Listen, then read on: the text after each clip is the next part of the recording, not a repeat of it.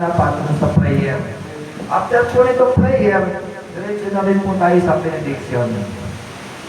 Hallelujah, tayo po ay magsitayo. Ayan. Dahil tayo ay isang vlogger, ay maraming nag-message sa akin sa messenger.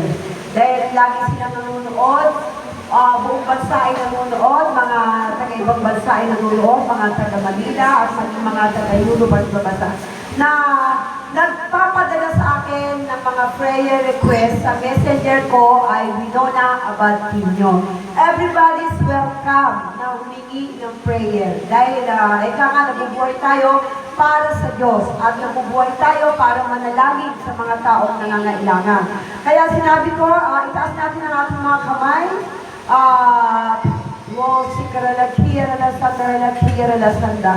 Lord, tunay Lord, maraming salamat sa mga nanonood ng live ng YouTube channel, Winona Activities, at Winona Abadinho FB page. Marami nagpadala sa messenger na humingi ng prayer request ngayon.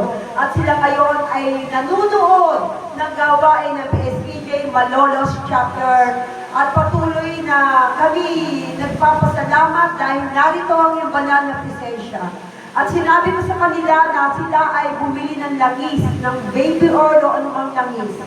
Lord, si Karalakia Sanda.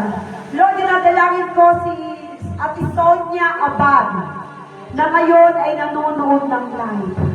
Masakit ang buo niyang katawan mula ulo hanggang talampakan na hindi niya alam kung bakit masakit ang buo niyang katawan. At kung siya man ay may langis ngayon, I declare na ito'y itataas niya at ito'y ia-anoint mo, Panginoon. Kung paano ina-anoint mo ang langis na hawak ni Pastora Winona O God, na anumang dapuan ng langis na to, ng kanyang kanang kamay, we declare the total healing, Lord, ay ibibigay mo sa taong may sakit, O God. O si Karalakia Ralasanda, ikaw ang Diyos noon, magpahanggang ngayon, Panginoon. Kung paano ang Pinay ay nakalakad, kung paano ang bulag ay nakakita, Panginoon, kung paano, Lord, ang dinudugo at inaagasan ng dugo at walang hampay, Lord, ito'y pinatigil mo, Panginoon, sapagkat ikaw ang Diyos na makapangyarihan, ikaw ang Diyos na lumalang ng mundo, ikaw ang lumalang sa bawat isa sa amin, ikaw ang nagbigay ng buhay, Panginoon, at ikaw din, Lord, ang babawi ng aming mga buhay, ngunit di mo ito babawiin sa mga taong hindi ka pakilala, sa mga taong hindi pa nananampalataya sa iyong kapangyarihan, O God. O si Karalakia Ralasanda, O dalangin ko, Panginoon, hipuin mo ang katawan ni Ate Sonia Abad, at maging ang kanyang mga apo, ay pagalingin mo, Panginoon, nakalalabas lang ng ospital, O God. We declare, Lord, na nanampalataya sila ngayon na ikaw na, Lord, ang nagpagaling. Ikaw na, Lord, ang humipo ngayong araw na to sa lahat ng nanonood ng live na nakataas ang kamay, na may mga sakit, cancer man yan, diabetes man yan, anumang sakit na nasa iyo ngayon, manampalataya ka, pagkagalingin ka ng Diyos, sapagkat ang Diyos ang lumikha sa iyo, at ang Diyos din na magpapakilala sa iyo. Pipiliin ka ng Diyos ayon sa iyong pananampalataya. I declare, pinili ang lahat ng nanonood ng live ngayon.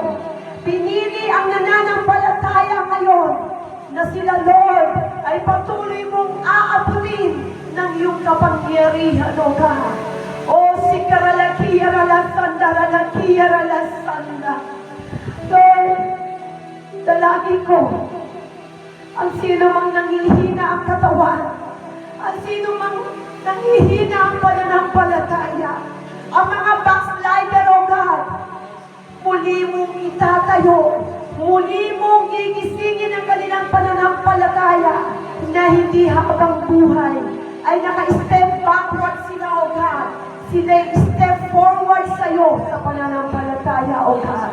Lord, dinadalangin ko ni Lord si Luis na humingi ng prayer request, Lord, sa messenger, O God. Siya ngayon ay nasa Taiwan, Panginoon. salamat, Panginoon.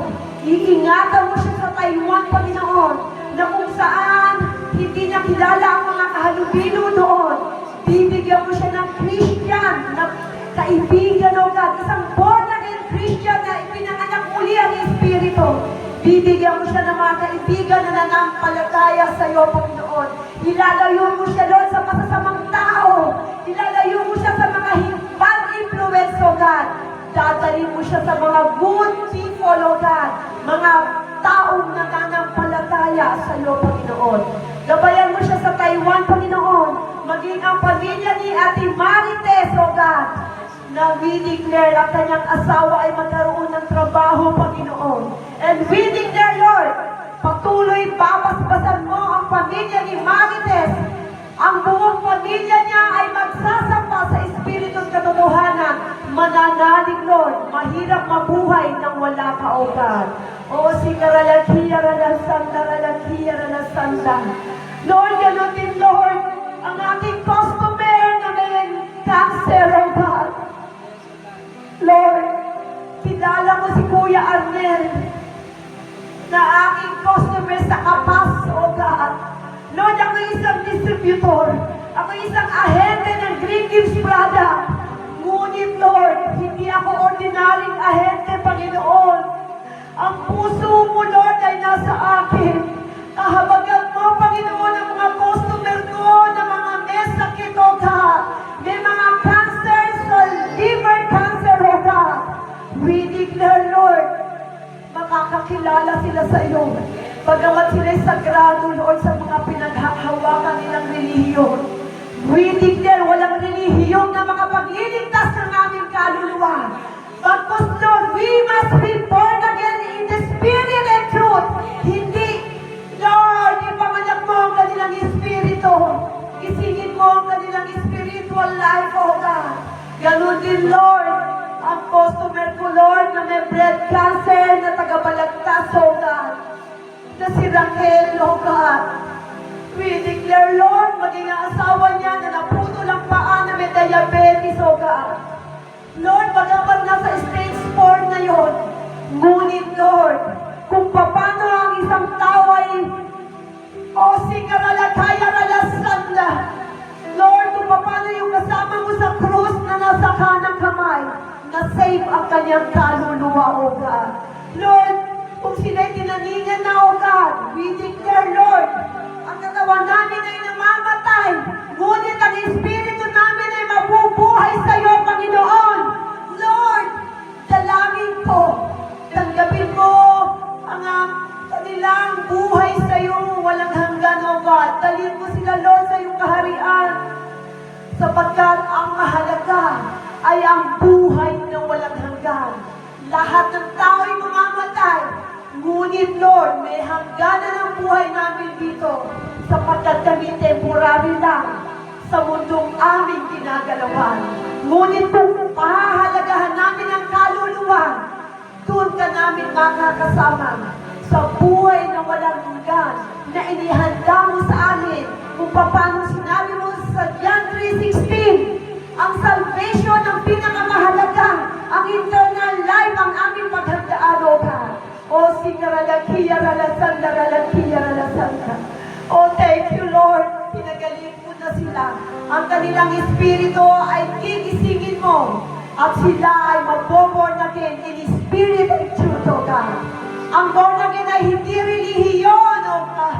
Hindi ito relihiyon. Ito ay isang tala na sinabi ng Diyos.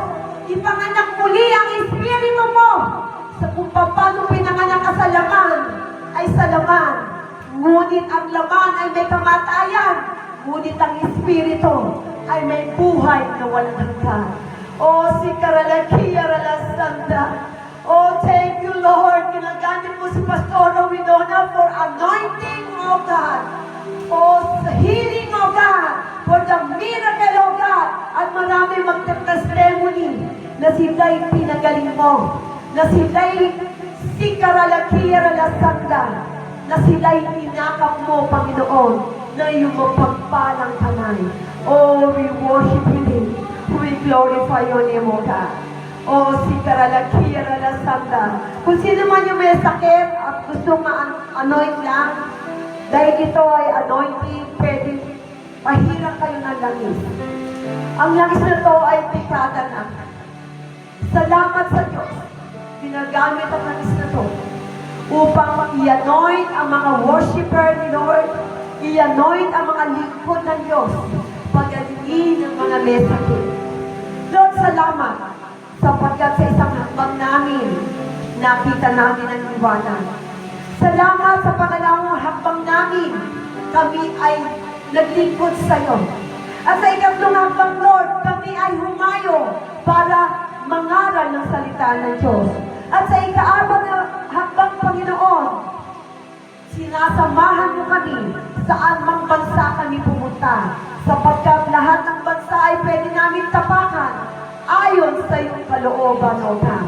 At ang aming pag-apak sa iba't ibang bansa, ito'y may kabuluhan upang ihasik ang magandang balita, upang ihasik ang kalwalhatian mo, ang kapangyarihan mo sa lahat ng damo ng mundong aming ginagalawan.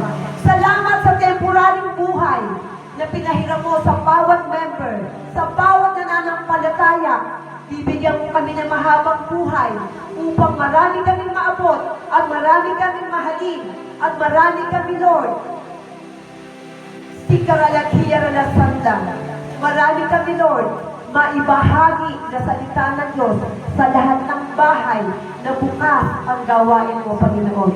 Salamat sa mga Bible study na bukas ang gawain katulad kay Maring D. Reyes at kay Paring Umel Reyes. Salamat sapagkat ang bahay niya, pinapasok si Kristo, pinapasok ang iyong salita. Pagpalain mo ang mga Bible study ng mga bahay-bahay na aming mga member. Maranasan nila ang maibayong pagpapala ng tanging ikaw lang ang may bigay, O God. Salamat, pagpalain mo hanggang ika-apat na saling lahi. At nananampalataya ako, isa man na ma-born again sa isang pamilya, buong pamilya, Panginoon, ay makakakilala sa iyo. At mananampalataya, inaangkin ko, Lord, na lahat ng pamilya sa North Highlands Subdivision ay tunay na iniibig sa iyo. At sa lahat ng Clarendel, Bulacan, at sa lahat ng parte ng Malolos, O God, maraming makakakilala sa iyo, O God. Thank you, Lord, in Jesus' name. Amen. Sa malakas na palakpak sa aming Panginoon. Sige po, manatili tayo at tayo po itatawa na sa benediction. Taas po natin ang ating mga kamay. May the grace of the Lord Jesus Christ, the love of God the Father, and the fellowship of the Holy Spirit be with you all. Yes. The Lord bless you and keep you. The Lord make His face shine upon you and be gracious to you. The Lord turn His face toward you and give you peace. Maraming salamat sa Panginoon sa iyo po, lahat ng papuri, lahat ng pasalamat sa matamis sa pangalan ng Panginoon Diyos, ang lahat po ay sabi ng Amen. Okay, God bless po. At meron kaming